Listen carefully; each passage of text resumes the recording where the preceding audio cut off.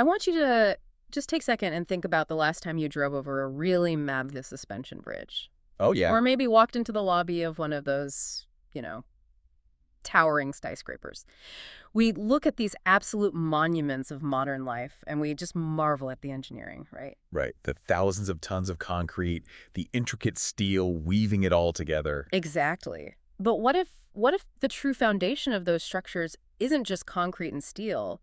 What if the foundation, according to a deeply unsettling set of beliefs we are looking at today, is actually human lives? Man, that is an incredibly dark thought to start the day with. It really is. But welcome, everyone, to today's deep dive. We have a massive and, frankly, chilling stack of materials to go through with you today. Oh yeah, we're talking translated historical texts, deep dive cultural essays, persistent urban legends, and some truly terrifying firsthand accounts from the actual construction workers themselves. The mission for this deep dive, we are going to unpack the dark, pervasive Indonesian phenomenon known as Tumbal Proyek. Which essentially translates to project sacrifices. Yes, and trust me, the stories we've pulled together are going to change the way you look at infrastructure forever. But before we jump into the deep end here, let's establish some quick ground rules. So call. The accounts we're pulling from contain deeply supernatural, horrifying, and sometimes really graphic claims about ghosts, demons, and dark magic. Our goal today is absolutely not to prove or disprove the existence of the supernatural. We're not taking sides on that at all. No, not at all. Instead, we are here to impartially report on the fascinating cultural beliefs, the historical misunderstandings, and the very real psychological terrors that are embedded in these materials. We really want to look at what these stories tell us about human nature, right? And the intense anxieties surrounding rapid industrial development. Okay, let's unpack this. Yeah. Because to really understand this, we actually have to go all the way back to the Dutch colonial era. Yes, we found this historical nugget in the sources that might just be one of the most fascinating origins of this entire belief system. It's wild. And it comes down to a crucial, tragic mistranslation. Right. The story goes that a local Indonesian worker asked a Dutch engineer how they managed to build such incredibly strong, massive structures. And the engineer trying to explain it across this massive language barrier just points to his head. Right, he meant we use our brains. We use intellect in engineering. What's fascinating here is how that simple gesture, like a literal game of charades gone wrong, may have birthed a century of terror. Yeah, because the local worker misunderstood that tap on the head to mean a literal instruction. Like, we use human heads. Wait, you're telling me this entire century-long nightmare of a belief system might have started because of a bad translation? Basically, yes. That is just wow. But if you look at the context of the era, it actually makes a grim sort of sense. Early industrial construction was wildly dangerous. Oh, absolutely. There were no real safety regulations. Exactly, and local laborers were dying constantly on these massive colonial sites. The human mind has this universal, desperate need to explain the unexplainable. To make sense of a horrific loss of life. Right. If your friends and family are dying on a job site, a misunderstanding like this provides a narrative. It tells you they aren't just dying by random, senseless accidents. It tells you their lives are being intentionally used to physically hold the building up. It gives meaning, albeit terrifying meaning, to the tragedy. And that belief really solidified around early monuments, like the Sirahong Bridge. Oh, the 1893 bridge. Right, built back in 1893, this massive structure carrying both trains and motor vehicles. One of the historical investigations we dug into looks at how the Dutch built this bridge without performing any of the local spiritual rituals. The Kalanawan, right? Yes, the Kalanawan. Basically failing to politely ask the local spirits for permission to build on their land. Which is a huge deal. Because they completely ignored this custom, the lore claims the local spirit kingdom, the kingdom of Amberoan, demanded a massive toll. And the toll was brutal. The story goes that a newlywed virgin couple was kidnapped, thrown headfirst into a bridge pillar, and encased in wet concrete. And the psychological ripples of that alleged event are felt for decades, right? I mean, there were tragic train crashes at that very bridge in 1910 and again in 1955. Yeah, but beyond the mechanical failures, the bridge became really infamous as a site for suicides. And the local lore attributes this to what they call satin budeg. The death ghosts. Exactly.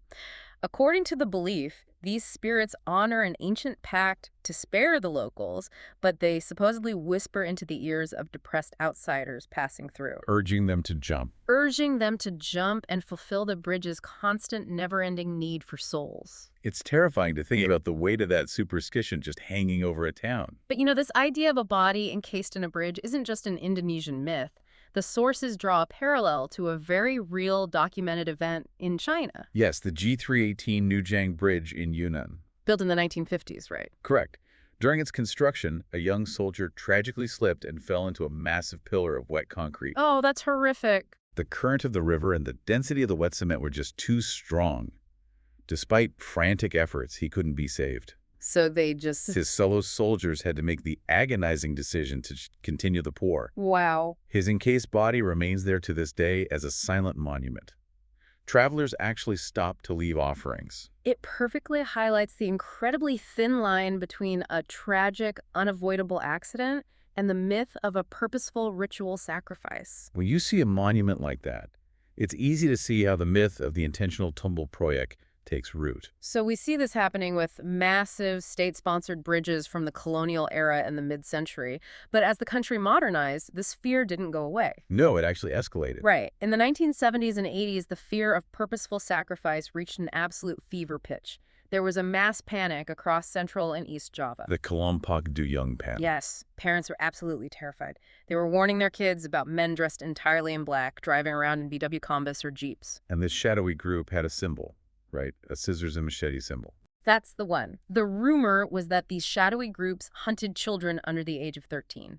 To sever their heads and bury them in the foundations of the massive new dams and bridges being built across the developing country. But why? What is the mechanical logic behind that? Well, there is a very specific, almost bureaucratic supernatural logic behind this panic. Okay. The belief is that burying a human head in a foundation acts as a supernatural contract. It supposedly guarantees the structural integrity of that building or bridge for exactly 100 years. 100-year contract. It is essentially a blood pact for stability. But the terrifying caveat in the lore is that once that 100-year contract expires, the structure allegedly demands new souls to renew the deal. Which is why you see local legends blaming mysterious drownings around infrastructure on the expiration of these supernatural contracts. Especially if someone drowns during a dry season when water levels are low and accidents should be rare. Here's where it gets really interesting, though. Okay. Which brings us to a first-hand account we found that genuinely made my blood run cold. The brothers in Madian. Yes. There were two brothers working as day laborers on a bridge project near Madian. The project was totally plagued with issues. The massive concrete pillars kept shifting inexplicably. And in the lore, a shifting pillar is a sure sign that the structure is rejecting the foundation and demanding a human toll. Exactly. So one night, the brothers felt uneasy and couldn't sleep, so they went out to the site and hid inside an empty concrete cylinder. Just to watch. Around midnight, they watched a car pull up.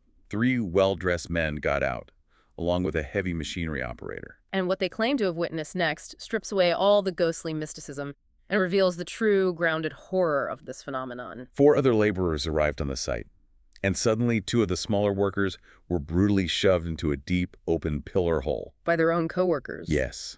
Before they could even scream or scramble out, the machinery operator unleashed a massive torrent of wet cement, burying them alive. The brothers just stayed hidden in that cylinder, absolutely terrified they would be next, and fled the site the moment the coast was clear. Wait, let's pause on that.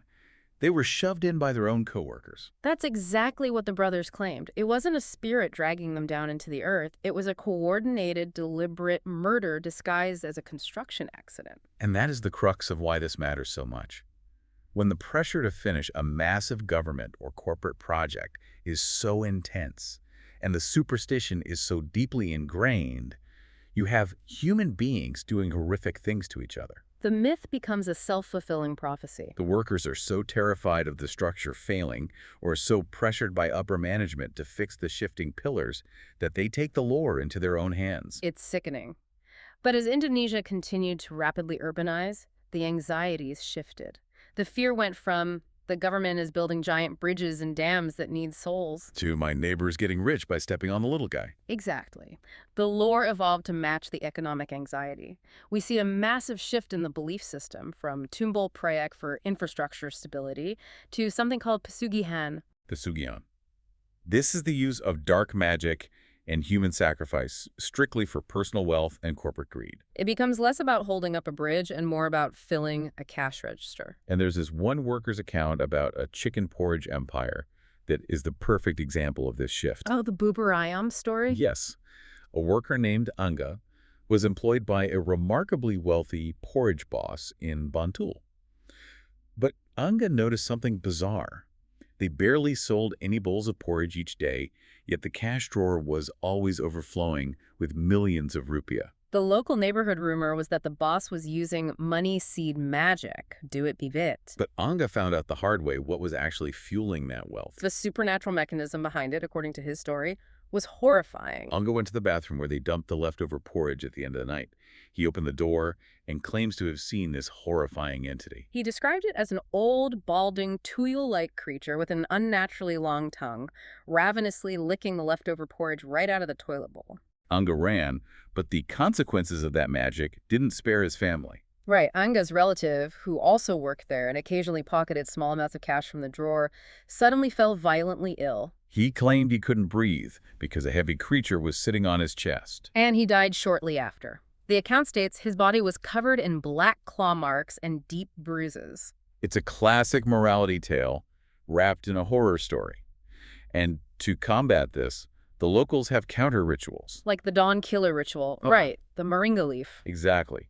Striking the victim's coffin with those specific leaves before burial to act as a supernatural mirror, rebounding the curse back onto the greedy sender. And sure enough, the lore in Anga's story says that shortly after they did this, the wealthy porridge boss completely vanished. But if we analyze this, it's not really about magic leaves or toilet demons, it's about extreme wealth disparity. Right. When you are struggling to survive and you see a business owner inexplicably hoarding cash while contributing nothing of value like selling bad porridge, the mind rationalizes that extreme, unfair wealth as unnatural. It must be dark magic.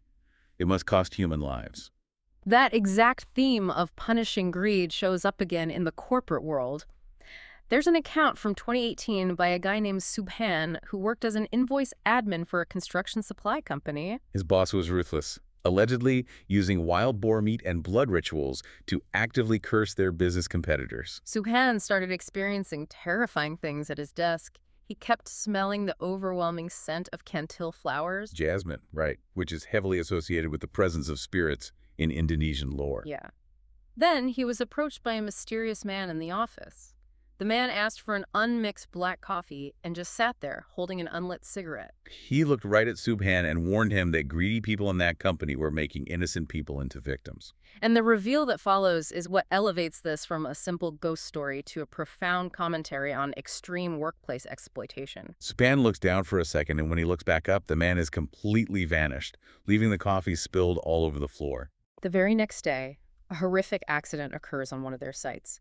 4 workers are electrocuted and die instantly.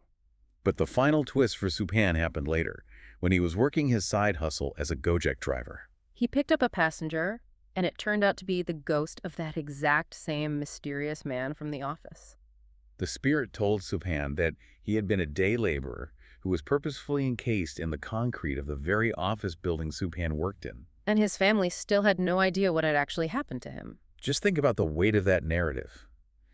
You have an administrative worker literally sitting inside a building that is built on the bones of the exploited working class. These stories are doing profound psychological work. When you are a day laborer on a massive corporate project, you can easily feel expendable. You feel overworked, underpaid, and quite literally consumed by the massive machinery of modern progress. The Tumbal myth gives a face and a narrative to that intense feeling of exploitation. And it's so pervasive that it's completely saturated their modern pop culture. We watch several animated urban legends that reflect this perfectly in the sources. Like Boss Vincent luring a meatball vendor into a foundation pour with a spell to cut costs. Or Boss Bo sacrificing his cheating wife in a bridge pillar. Or Yucup, the tragic character who willingly sacrifices himself at the Calabanga Bridge project just so his impoverished family will finally receive an insurance payout. If we connect this to the bigger picture, it really highlights that the horror isn't the ghost.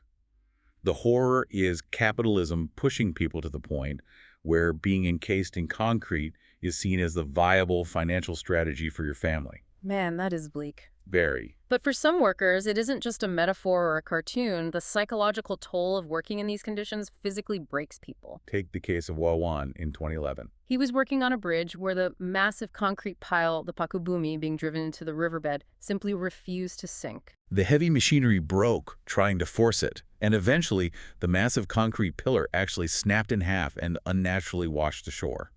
Wawan watched the mandor perform a ritual, smashing a clay jug against the broken pillar to appease the river. And you can see how living in that environment of constant dread totally infiltrated Wawan's subconscious. He started having these terrifying nightmares. He dreamed of two demonic entities sitting on a throne in the middle of the river. They were eating a goat head, but they were also petting the severed head of a dead human worker. Wawan woke up terrified, and days later, the dream seemed to bleed right into reality. A thick steel cable on the site inexplicably snapped under immense tension, whipping across a raft and instantly slicing his friend Rian's neck. Wawan's uncle immediately packed their bags and pulled Wawan off the project, declaring the bridge had claimed its toll. The psychological manifestation of guilt and fear there is astounding. The environment is incredibly dangerous, a friend dies a gruesome death, and the brain uses the cultural myth of the river demons to process the trauma. And we see the human brain completely snap under that kind of pressure in a factory story from Lampung. Right. A worker named Husni, who claimed to be indigo, basically having a heightened sensitivity to the supernatural, was convinced that the Lantera Lewis factory he worked at required a specific toll. A virgin male and female sacrifice. The tragedy struck close to home when his friend Nuna died in a horrific freak motorcycle crash right outside the factory gates. Days later, she appeared in Husni's dream, her face ruined from the crash, screaming at him, asking why he didn't warn her about the factory's hunger. The guilt he must have been carrying is unimaginable. It gets worse. The ultimate horror for Husni happened during a company event where they were slaughtering cows and goats to give meat to the factory workers. Husni looked at the animals tied up in the yard, but his exhausted, traumatized brain showed him something else. He didn't see animals. He saw bound human beings waiting to be slaughtered. To make it even more terrifying, a mass hysteria broke out among the workers. A coworker suddenly became seemingly possessed, pointed directly at Husni, and screamed, "You knew I would be a sacrifice. Why didn't you save me?" That is a textbook case of mass psychogenic illness or mass hysteria triggered by the profound exhaustion of industrial factory work. These people are working long, grueling hours in harsh conditions. When one person's brain snaps and they start screaming about being a sacrifice, the collective anxiety of the entire workforce catches fire. They aren't haunted by literal demons. They are haunted by the brutal reality of their labor conditions. And that psychological burden completely destroyed a man in the final case study we reviewed from Semarang. Two guys, Fikri and Reja. Reja tried to steal a supposed magical artifact from the construction grounds. According to the account, Reja was immediately possessed by a horned demonic entity. His behavior became incredibly erratic and terrifying. He began eating dry coffee powder straight from the sachet. It's the ultimate breaking point. It really is. And the lore claims the entity demanded collateral for the attempted theft. Shortly after Reja lost his mind, his young child died suddenly, followed days later by his wife. Reja was left an absolute hollow, broken shell of a man. Despite his friend's desperate attempts to bring him home to safety, Reja refused to ever leave the project site, endlessly wandering the grounds where his life was completely dismantled. So what does this all mean? We've looked at the tragic, accidental entombment of a soldier in China, a historical misunderstanding of a Dutch engineer's hand gesture that sparked a century of fear, and deeply disturbing accounts of mass hysteria and deliberate murder driven by extreme corporate pressure. Ultimately, the Tumbal project phenomenon isn't just a collection of ghost stories. It reflects humanity's darkest, most profound fears about the true cost of rapid modernization. It forces us to ask, what is the actual human price of progress? It is a stark reminder for you, the listener, that behind every pristine highway you drive on, every towering office building you work in, or even a highly successful local business you visit, there is a hidden, often painful history of immense human labor. And sometimes, according to the deeply held beliefs and the psychological realities we've explored today, that history includes exploitation so severe it feels like human sacrifice. The next time you cross a massive suspension bridge, you might just find yourself looking at those thick concrete pillars a little differently, wondering about the real foundation they actually rest upon. Absolutely. And I want to leave you with one final, deeply chilling thought to mull over based on the lore we unpacked today. Go for it. Remember, the sources claim that a human sacrifice, a life buried in the foundation, guarantees a structure's safety for exactly 100 years. Right. If that supernatural contract is real, what happens to all that massive infrastructure built during the rapid, explosive construction booms of the 1970s and 80s as their 100-year contracts start to slowly approach their expiration dates right about now?